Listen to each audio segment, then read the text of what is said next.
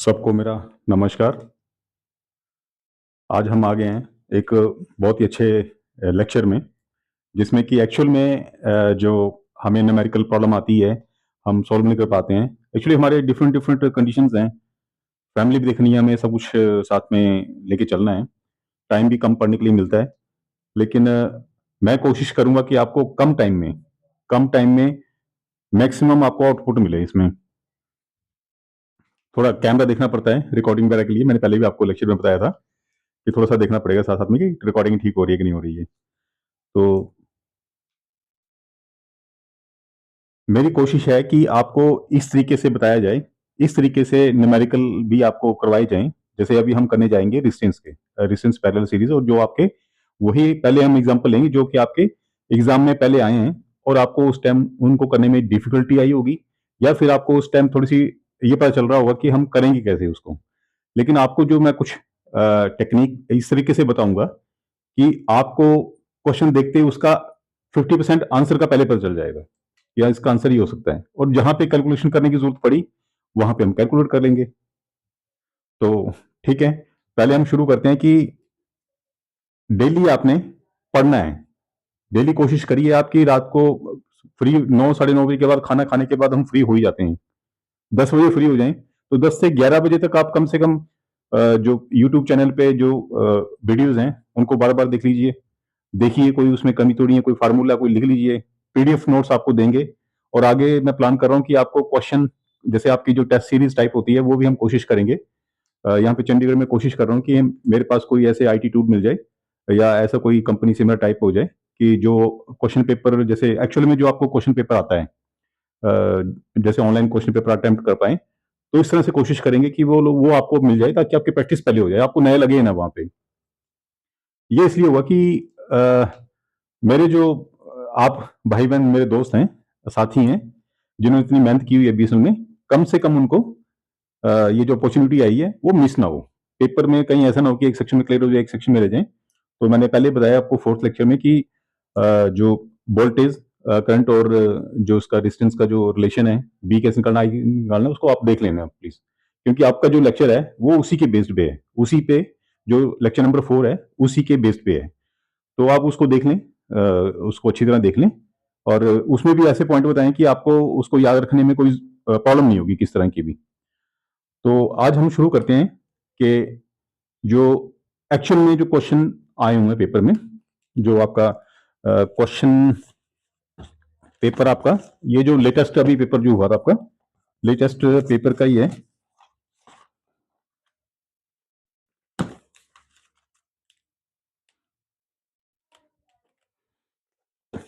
देखो मैं थोड़ा सा इसलिए करूंगा क्योंकि क्वेश्चन लिखती बार भी जब आप, मैं क्वेश्चन लिखूंगा यहाँ पे, तो आप जब उसको पढ़ोगे तो वैसे ही आपको याद रहेगा कि ये जो क्वेश्चन था, क्वेश्चन याद हो जाता है, क्वेश्चन समझ आएंगे आप। तो हम लिखेंगे, साथ साथ में लिखेंगे।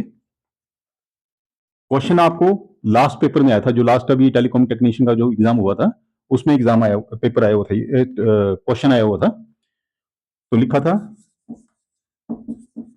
विच वे डज आ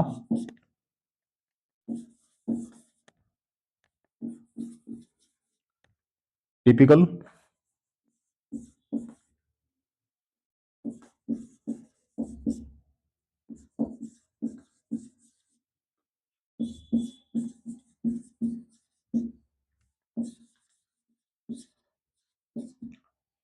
क्वेश्चन है, which way does a typical conventional current flow.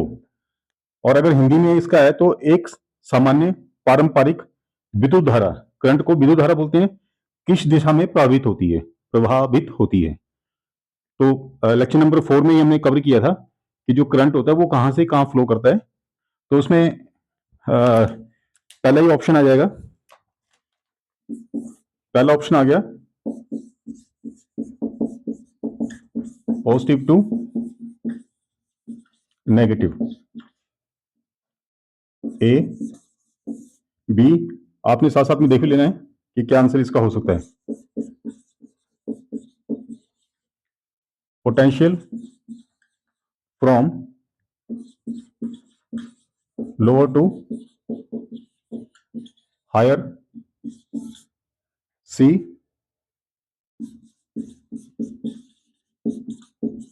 Potential from higher to lower, D option है इसका, नेगेटिव टू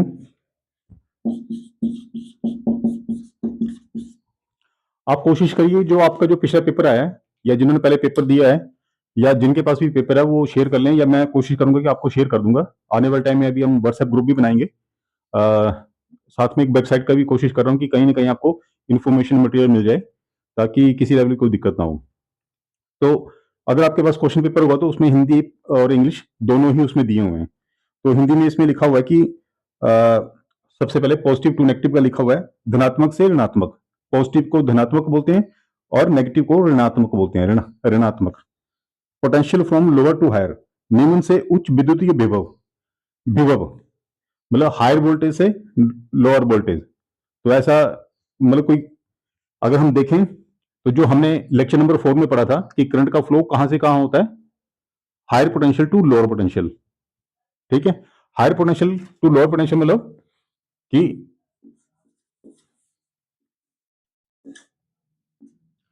वो बताया था हमने टंकी का एग्जांपल कि टंकी भरी होगी और एक खाली होगी तभी उसमें पानी जाएगा, अदरवाइज उसमें फ्लो नहीं करेगा। तो हायर टू लोअर तो आ गया कि जो करंट फ्लो करेगा हमेशा हायर टू लो करेगा। और लेक्चर नंबर 4 में जब बी और आई और आर को मैंने समझाया आपको सीरीज पैरेलल में, तो उसमें क्लियर कट बताया हुआ है कि current flow always from positive to negative, positive terminal to negative terminal. इस तरह से सर्किट बताया था कि जैसे ये पॉजिटिव है, ये रेजिस्टेंस आ गया, रेजिस्टेंस आ गया, लोड आ गया, तो ये जो पॉजिटिव जो ये बड़ी वाली लाइन है ये पॉजिटिव होती है, ये नेगेटिव होती है। तो पॉजिटिव से हमेशा इसके जो करंट फ्लो करेगा पॉजिटिव से लेके नेगेटिव करेगा और ये सर्किट को कंप्लीट करेगा। तो इसका जो बेस्ट आंसर इसका पॉजिटिव टू नेगेटिव है। किसकी बात कर रहे हैं, टिपिकल कन्वेंशनल करंट, जो करंट है, करंट का फ्लो पॉजिटिव टू नेगेटिव होता है। आपको थोड़ा सा उसने घुमाने के लिए लिखा हुआ है क्योंकि जो ऑब्जेक्टिव टाइप क्वेश्चंस होते हैं उसमें घुमाया जाता है।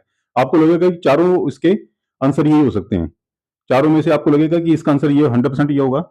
जैसे ये potential from higher to lower, ये भी लग रहा है कि इसका आंसर हो सकता है। लेकिन पोटेंशियल बोला है तो पोटेंशियल क्या बोला हुआ उसने, पोटेंशियल वोल्टेज से रिलेटेड है। तो हम सिंपली हमने सीधा कंसेप्ट पढ़ा था कि current flow from positive terminal to negative terminal, आपने ये पढ़ लेना है, positive terminal to negative terminal. तो बेस्ट जो इसका आंसर है वो ए ही है, positive to negative, positive to negative. ठीक है, इसको नोट करना है, नोट कर लीजिए। इसका आंसर जो है which way does a typical conventional current flow from positive to negative.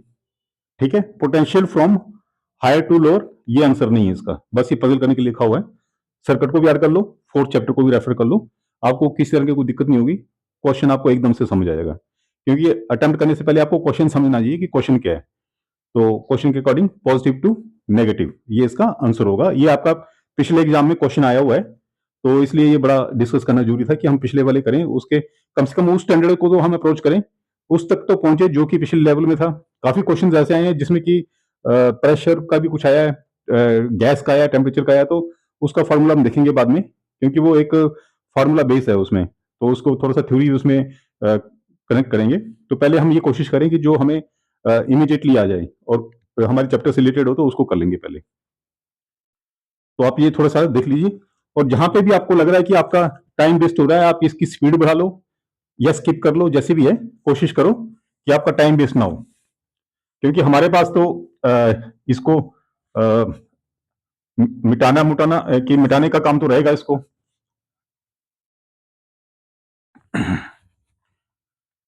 बाकी कोशिश आप ये करें कि डेली कुछ ना कुछ पढ़ लें, बहुत ही आसान है ये। मोबाइल तो आपने खोलना ही है, मोबाइल खोला, आपको जो भी लेक्चर है, लेक्चर का उसका टॉपिक क्या है, उसमें क्या कवर किया, वो सारा लिखा हुआ है डिस्क्रिप्शन। कोशिश करिए आप कोशिश करिए कि ये जो लेक्चर्स हैं ये आईटीआई का स्टूडेंट भी इसको कर सकता है। आईटीआई का स्टूडेंट अगर देखेगा तो उसके भी काम का है। डिप्लोमा इन इंजीनियरिंग जो होता है 3 ईयर डिप्लोमा जो करते हैं उनके भी काम के हैं। अगर आपके फैमिली मेंबर में कोई है तो उनको आप शेयर कर दीजिए, उनसे सब्सक्राइब कर दीजिए और जो बेल आइकन है उसको दबा दीजिए ताकि जब भी कोई लेक्चर इसका अपलोड हो तो वो आपको इन्फॉर्मेशन चली जाए उसकी। क्योंकि इसमें क्या हुआ कि जैसे हमारे जो साथी हैं आज तक उनको ऐसा प्लेटफॉर्म मिला नहीं था कि कोई इस तरह से कोई उनकी हेल्प कर पाए। तो एक इनिशिएटिव लिया है, तो मैं भी ये चाह रहा हूँ कि थोड़ा सा इसका सब्सक्राइबर बेस जो है वो बढ़े और अच्छा लगेगा मुझे। ठीक है, तो अब एक क्वेश्चन हो गया, अब नेक्स्ट क्वेश्चन में चलते हैं।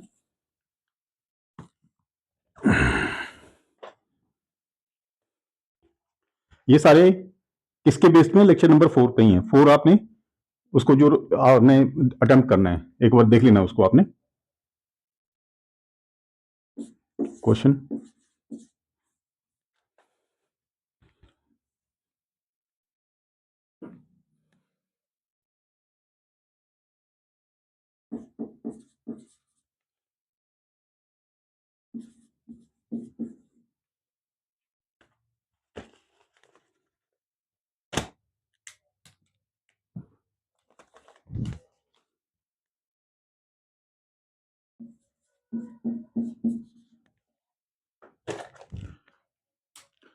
सॉरी जरा मेरे को डस्टर देखना पड़ेगा सूखा कोई, एक्चुअली ये बोर्ड सूख नहीं रहा है।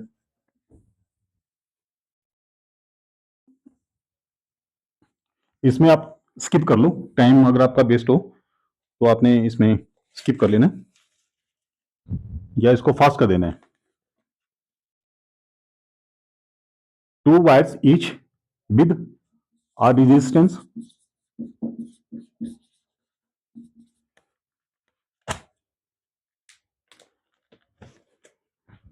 resistance of 2 ohm and 4 ohm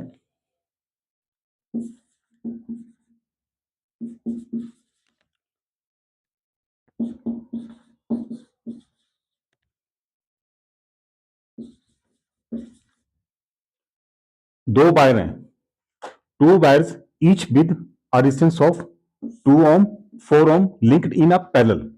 मतलब जैसे हम जनरली बोलते हैं कि रेजिस्टेंस लगे हुए सर्किट में, अगर वायर बोले तो वायर का भी अपना एक रेजिस्टेंस होता है, वायर का भी एक इफेक्ट होता है उसमें। तो उसने सिंपली लिखा है 2 वायर्स। आपने कोई पजल नहीं होना है कि यहाँ पे रेजिस्टेंस नहीं दिया या लोड नहीं दिया है, 2 वायर का भी रेजिस्टेंस इतना हो सकता है जो भी एग्जामिनर, तो वो एज ए वायर जो है वो रेजिस्टेंस ही है वो 2 ohm and 4 ohm linked in parallel।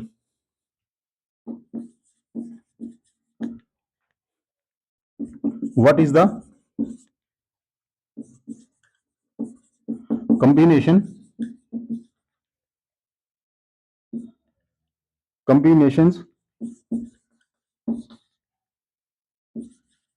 comparable resistance? Simple language में बताया कि 2 वायर हैं जिनका रेजिस्टेंस 2 ओम और 4 ओम है और वो पैरेलल में लगी हुई हैं, मतलब सीरीज में नहीं, पैरेलल में लगी हुई है। याद रखना कि पैरेलल सीरीज में, पैरेलल में लगी हुई है तो उनका कंपेरेबल कॉम्बिनेशन, उनका उस सर्किट का रेजिस्टेंस कितना होगा, उसका रेजिस्टेंस कितना होगा।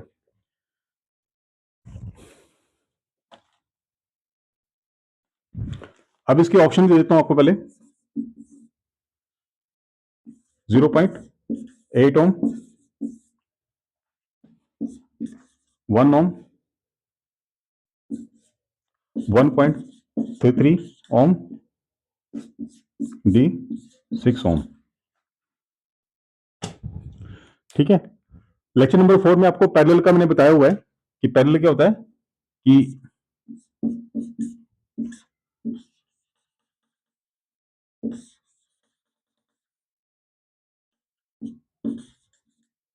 इस तरह से रेजिस्टेंस होगा, 1 2 दोनों पैरेलल लगे हुए हैं। तो पैरेलल की आपको खास बात बताई थी मैंने कि पैरेलल में जो टोटल इस सर्किट का कॉम्बिनेशन होगा, टोटल रेजिस्टेंस होगा, वो इसमें से जिसकी भी वैल्यू कम होगी उससे भी रेजिस्टेंस कम होगा। तो इस केस में क्या है, हमारे पास 2 ओम है, मान लेते हैं कि ये 2 ओम है, दूसरा क्या है 4 ओम, तो उसको हम बोल देते हैं हम 4 ओम। तो इन ऑप्शन में से हमें सबसे पहले तो ये है कि जो इसका कॉम्बिनेशन रेजिस्टेंस होगा वो जो इसका कम है 2 ओम है, तो 2 ओम से भी कम रेजिस्टेंस होगा। लेकिन हमारे पास देखिए ऑप्शन कितने आए हैं, ये भी 2 से कम है, ये भी 2 से कम है, ये भी 2 से कम है, ये 6 ओम है। तो 6 ओम को तो आप कांटा लगा दिए, इसकी कोई जरूरत नहीं है, क्योंकि पैरेलल में हमेशा मिनिमम रेजिस्टेंस से कम होगा। अब हम फंस गए कि इसमें तो 3 है, अब 3 में से हम तुक्का लगा सकते हैं इसमें, क्योंकि क्वेश्चन बहुत ईजी है। तो जब भी हमारे पास 2 रेजिस्टेंस हो, 2 पैरेलल रेजिस्टेंस हो, तो उसका जो टोटल रेजिस्टेंस निकालना है हमने, उसका फार्मूला लगाएंगे हम। उसका जो फार्मूला होगा R total, R combine, R total, R parallel कुछ भी हो सकता है, is equal to R1 into R2, मतलब R1 गुना R2 बटा R1 प्लस R2। ठीक है जी, क्योंकि कैलकुलेशन की ज्यादा दिक्कत नहीं होगी, छोटे छोटे वैल्यू होगी। तो ये फार्मूला रखना है। फार्मूला 3 के लिए थोड़ा चेंज हो जाएगा, 4 के लिए चेंज हो जाएगा, और बेसिक फार्मूला इसका अलग है। जो बेसिक फार्मूला है उसका 1/R is equal to 1/R1 plus 1/R2 होता है। मतलब पैरेलल में जो जो सीरीज है, जो सीरीज है, सीरीज में क्या होता है, R is equal to R1 plus R2। Series circuit में सीधा ही दोनों जितने भी रेजिस्टेंस होंगे वो जुड़ जाएंगे। लेकिन पैरेलल के केस में क्या होगा, 1/R बराबर 1/ पहले R1 जो पहला, प्लस 1/R2 दूसरा, प्लस 1/R3, मतलब ऐसे बढ़ते जाएंगे। तो अगर 2 के केस में लें तो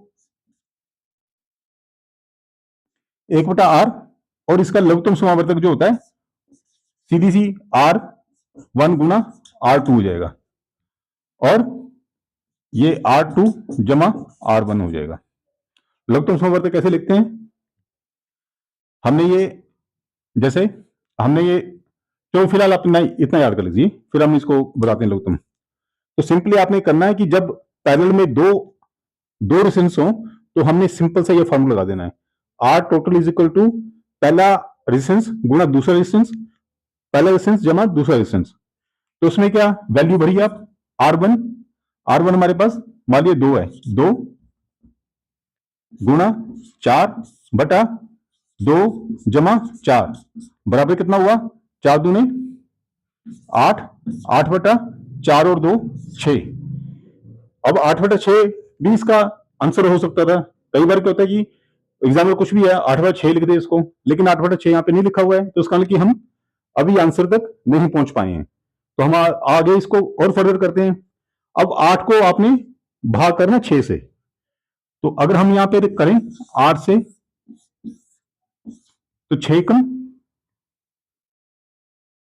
6 हो गया, यहाँ पे 2 बच गए।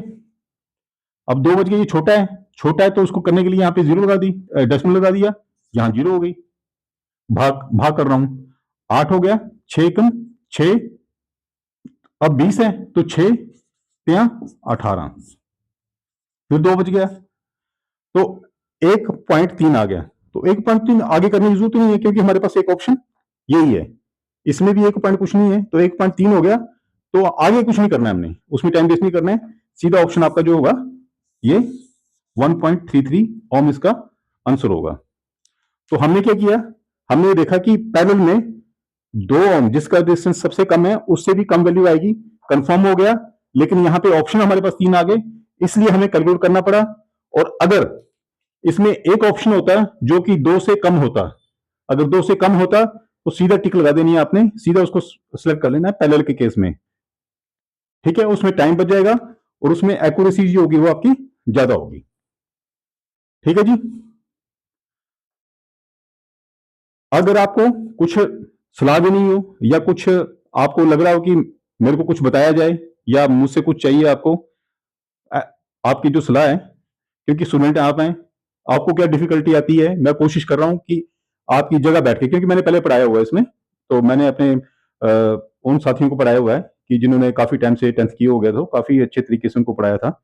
तो फिर भी अगर कोई आपको लगता है कोई सलाह या कोई ऐसी सुजेशन आप मेरे को दे सकते हैं, या कोई प्रॉब्लम आ रही है आपको, तो आपने मेरा नंबर पे व्हाट्सएप कर देना है 953066 088 2। थोड़ा पर नहीं, अब बोर्ड में दिख रहा है कि नहीं दिख रहा है, मैं यहां भी लिख देता हूं 9530660882।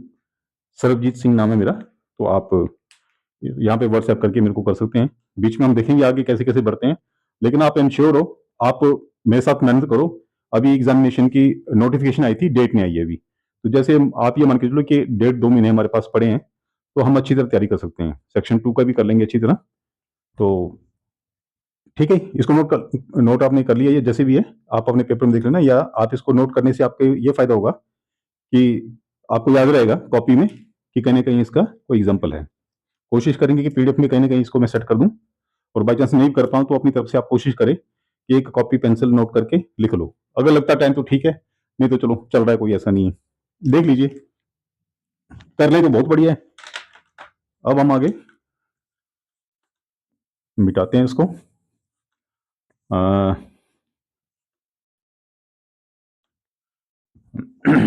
कल संडे है, तो सभी लोगों ने कोशिश करनी है कि जिसने अभी शुरू नहीं किया है वो शुरू करे। और संडे को कुछ अगर ऐसी कोई आपको लग रही है, कोशिश करें कि आपको नोट्स या बुक कोई ना कोई बुक फॉर्म में भी दे देंगे आपको। बस हमने मेहनत नहीं छोड़नी है। कभी भी जिंदगी में सफलता सफलता चलती रहती है, लेकिन हमें ऐसा पछतावा नहीं होना चाहिए कि हम लास्ट कोशिश नहीं की। हमने लास्ट तक कोशिश नहीं की, हमने अपनी कोशिश जो है वो 100% ओके रखनी है।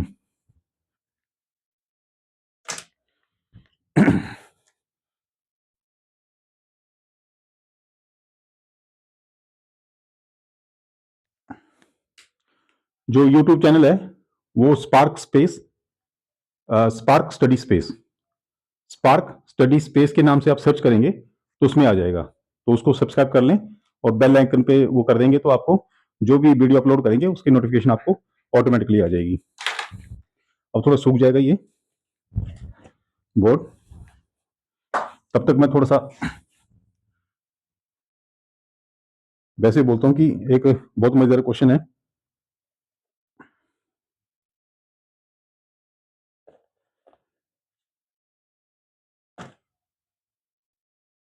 The equivalent resistance of 4 resistance, 4 resistance हैं जो कि पैरेलल में लगे हुए हैं, उनका टोटल रेजिस्टेंस दिया हुआ है। अब यहाँ पे क्या था, हमने इस न्यूमेरिकल में पहले में क्या किया कि टोटल रेजिस्टेंस उसका निकाला है, लेकिन इस क्वेश्चन में उसका रेजिस्टेंस दिया हुआ है 20 ओम दिया हुआ है, और बोला हुआ कि उसमें से एक रेजिस्टेंस, 4 रेजिस्टेंस हैं, तो उसमें जो करंट फ्लो कर रहा है 0.6 एम्पियर, 0.3 एम्पियर, 0.2 एम्पियर, 0.1 एम्पियर। तो find the value of resistance.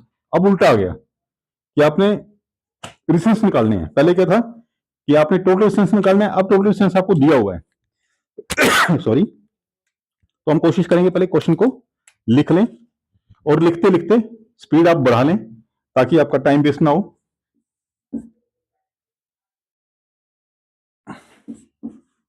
ये क्वेश्चन भी आपका पेपर में एग्जाम में पहले आया हुआ है।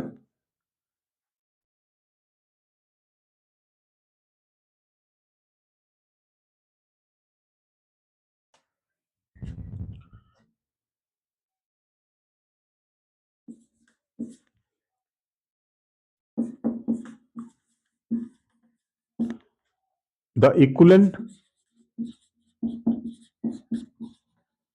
Resistance of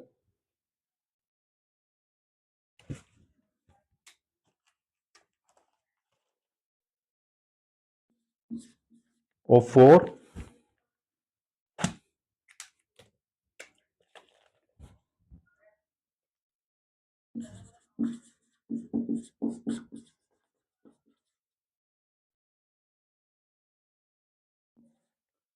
the equivalent resistance of 4 resistance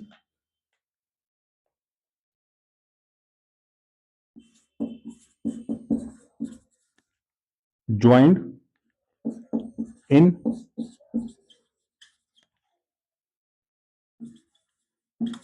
parallel is 20 ohm.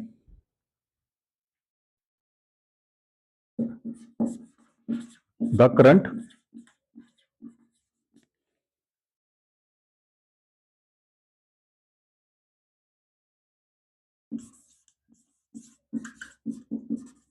flowing through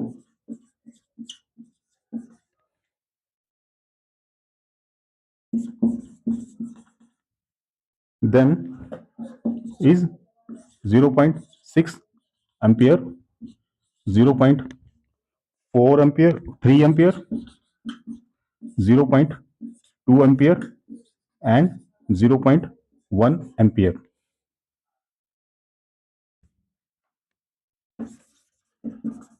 Find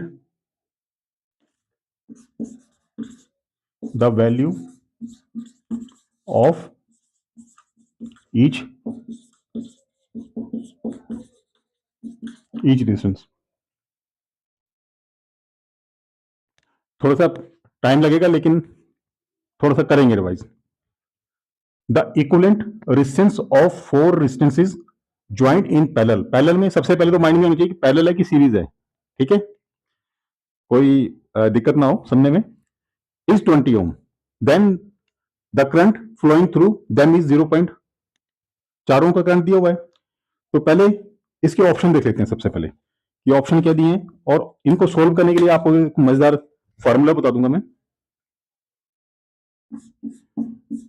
ए 40 ओम, 60 ओम, 120 ओम,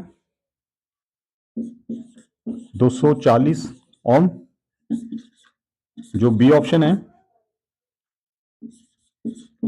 40 ओम, 80 ओम, 120 ओम, 240 ओम. सी है 40 ओम, 80 ओम, 200 ओम, 240 ओम. डी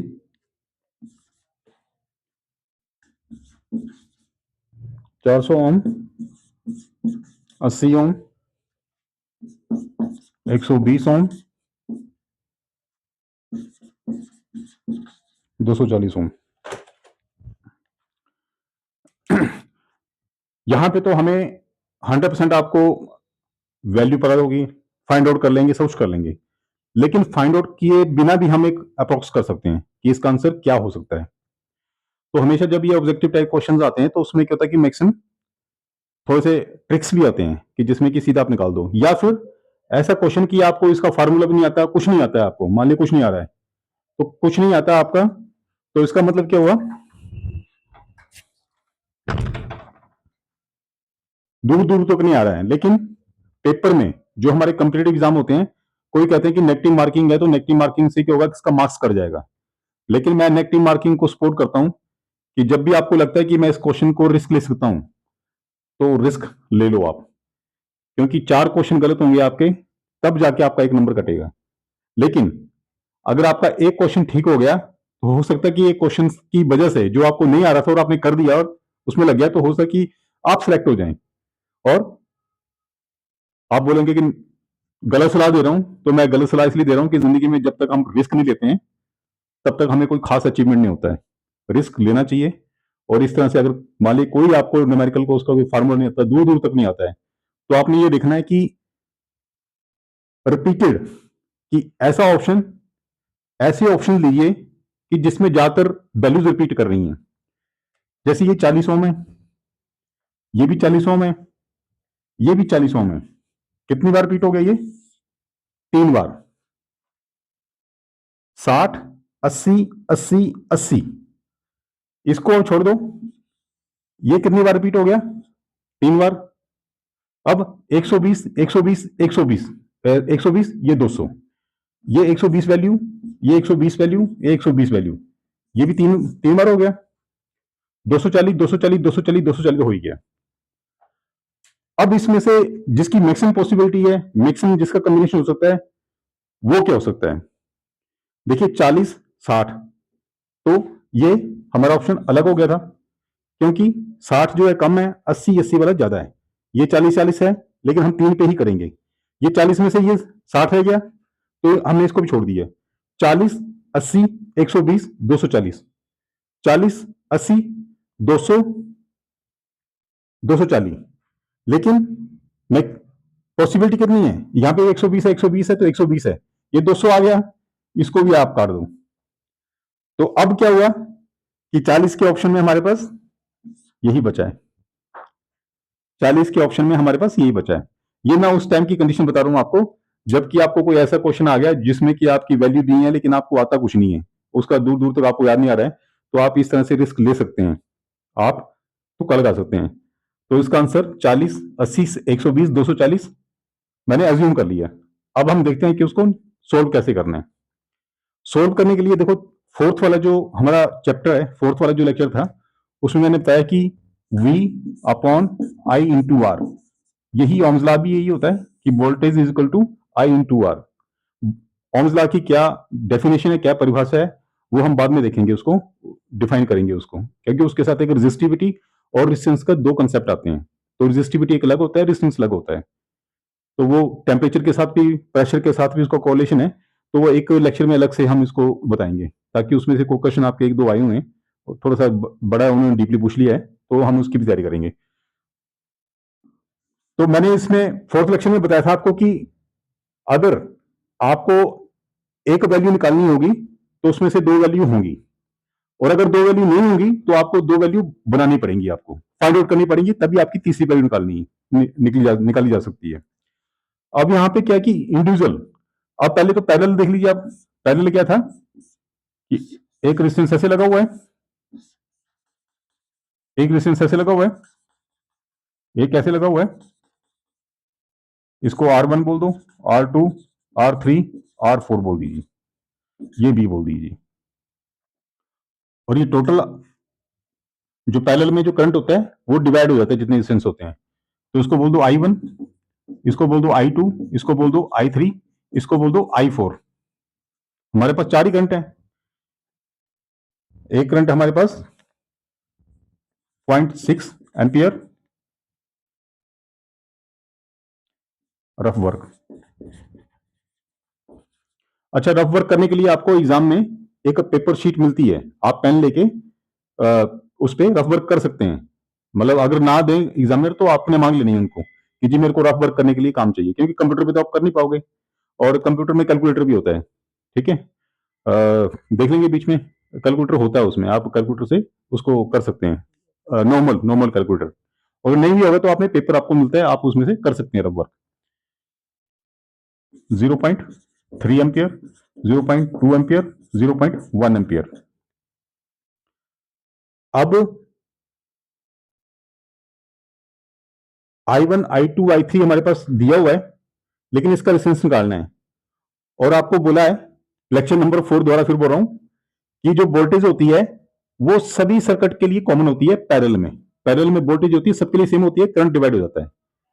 तो अगर हम ये वोल्टेज निकाल लें, अगर हमारे पास इस फार्मूले के अनुसार वोल्टेज हो, और हमने निकालना है कि आर, रेजिस्टेंस निकालना है, अगर वोल्टेज होगी और आई हमारे पास दिया हुआ है, वोल्टेज होगी, आई हमारे पास दिया हुआ है, अगर उन दोनों को डिवाइड करेंगे तो उसके हिसाब से रेजिस्टेंस की वैल्यू आ जाएगी, चारों रेजिस्टेंस की वैल्यू आ जाएगी।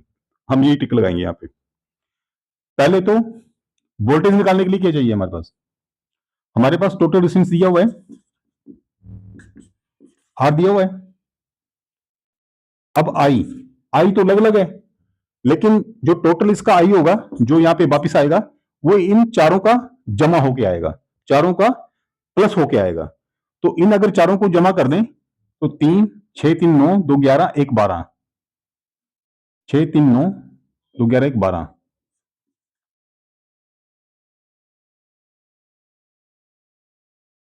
मतलब 1.2 एम्पियर। इसलिए इजिली थोड़ा आपको याद भी रहेगा कि कैसे जमा हुआ। तो टोटल आई कितना आ गया, 1.2 एम्पियर। रेजिस्टेंस कितना दिया है, 20 ओम। तो यहां से ओम्स लॉ में बी इज इक्वल टू क्या होता है, आई इंटू आर होता है। तो बी इज इक्वल टू कितना आ गया, 24 वोल्ट, मीन 1.2 मल्टीप्लाई बाई 20, तो बार दूंगे 24, 24 वोल्ट। ठीक है, 1.2 को मल्टीप्लाई किया 20 से तो कितना आ गया 20 वोल्ट। अब इस सर्किट में कितना आ गया 20 वोल्ट, सॉरी 24 वोल्ट जो भी हमने निकाला है। अब हमारे पास बी दिया हुआ है, आई दिया हुआ है एक सर्किट के लिए, तो आर निकाल सकते हैं। तो सबसे पहले हम पुटअप करते हैं 0.6 के लिए, थोड़ा सा देखना पड़ेगा। R is equal to B upon I into R, जो चीज निकालनी है उसको ऐसे कर दिया, वो उसका फार्मूला बन जाएगा आगे। R is equal to B upon I. Voltage सबके लिए कॉमन है 24 वोल्ट, आई कितना है 0.6, 6 कम 6, 6 चौके 24, तो 6 चौके 24, 6 चौके 24, तो ये दशमलव है, ये हटाया तो ऊपर जाके मतलब ये जो दशमलव हटाया तो बटा 10 आ गया, ऊपर जाके गुना हो गया, ये कितना आ गया 40 ओम। पहला कितनी वैल्यू आ गई 40 ओम R1 की। R2 कितना आ गया, वोल्टेज की वैल्यू 24 बटा 0.3, 3 कम 3, 3 अठे 24, तो इसका दशमलव हटाया तो 10 बच गया, ये उल्टा होके भाग भी गया, तो 8 गुना 10 बराबर है 80 ओम। R3 24 बटा 0.2, 2 एकम 2, 12 में 24, और ये 1 बटा 10, 10 उधर गया 120 ओम। और R4 24 बटा 0.1 मीन 24, अगर इसको दशमलव को हटाएं तो 10 हो गया, ऊपर गया तो 24 गुना 10 इज इक्वल टू 240। तो मतलब कि एक रेजिस्टेंस की वैल्यू आ गई 40, दूसरे रेजिस्टेंस की वैल्यू होगी 80, तीसरे की होगी 120, और R4 हो गया 240। तो देखिए हमने जो तुक्का लगाया था मतलब कुछ कैलकुलेशन बेस के ऊपर, तो ये आंसर है 40, 80, 120, 240, आपके सामने ही है 40, 80, 120, 240। ये तुक्का आपने तभी मारना है जबकि ऐसा क्वेश्चन हो जिसमें कि आपको नहीं आ रहा है या आपके पास टाइम कम बचा है, आपको कैलकुलेट करने के लिए टाइम नहीं मिल रहा है, तो आप कोशिश करिए कि मैक्सिमम जो ऑप्शंस हैं वो मिल कहाँ रहे हैं। जरूरी नहीं, एग्जामिनर कई बार चला के होता है, वो कर देता है, लेकिन मैक्सिमम टाइम जितने भी कम्पिटेटिव एग्जाम होते हैं उसमें ऑप्शन जिसके ज्यादा होते हैं उसके चांसेस ज्यादा होते हैं। तो आपने ये न्यूमेरिकल देख लीजिए, इसमें ओम्स लॉ फिट हो गया जो आपको मैंने पिछले लेक्चर में बताया था, बी आई इंटू आर। यहाँ पे वोल्टेज मेजर करनी तो उसको बंद कर दो, वोल्टेज का फॉर्मूला हो गया आई इंटू आर। आर निकालना है तो बी अपॉन आई आ गया, आई निकालनी है तो आई को ढक दो, बी अपॉन आर हो गया, वोल्टेज अपॉन रेजिस्टेंस हो गया। तो इस लेक्चर में हम इतना ही करेंगे, आप इस पे प्रैक्टिस करिए।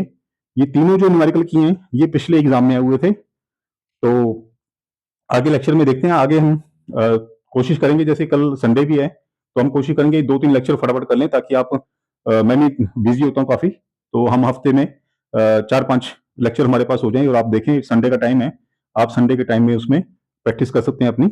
और अभी देख लीजिए, इसको नोट करना नोट कर लीजिए आप, ठीक है। ये याद रख लीजिए आप, R1, R2, R3, R4 कैसे रखें, वहां पे उसका जो सर्किट बनाया, सर्किट बनाना भी आना चाहिए आपको। सर्किट बनाना आएगा तो आप निकाल सकते हो। ये फार्मूला यहाँ पे इंप्लीमेंट हुआ है, और इतनी वैल्यू देख के डरना नहीं है आपने, कोई भी घबराना नहीं है, सीधी सी बात है। टोटल करंट दिया हुआ है, रेजिस्टेंस निकालना है। पिछले में क्या था, रेजिस्टेंस दिए हुए थे और हमने टोटल उसका रेजिस्टेंस निकाला। तो मेरे हिसाब से इतना ही ठीक है। मेरी ट्राई है कि इसमें लेक्चर ज्यादा लंबा भी ना हो जाए, ताकि थोड़ा सा हो जाए। 3 न्यूमेरिकल कर लिए और तीनों न्यूमेरिकल आपने समझ आ गए तो मेरी भी मेहनत आगे सफल हो जाएगी, और मुझे लगता है कि इससे ज्यादा ज्यादा करने की जरूरत भी नहीं है। हम आगे देखेंगे कि हमें एक्स्ट्रा क्या करना है, पहले हम बेसिक कर लें। तो हम यहाँ पे इस लेक्चर को यहाँ पे विराम देते हैं और अगले लेक्चर की तैयारी करते हैं, ठीक है। तो गुड लक, तैयारी करो, गुड लक।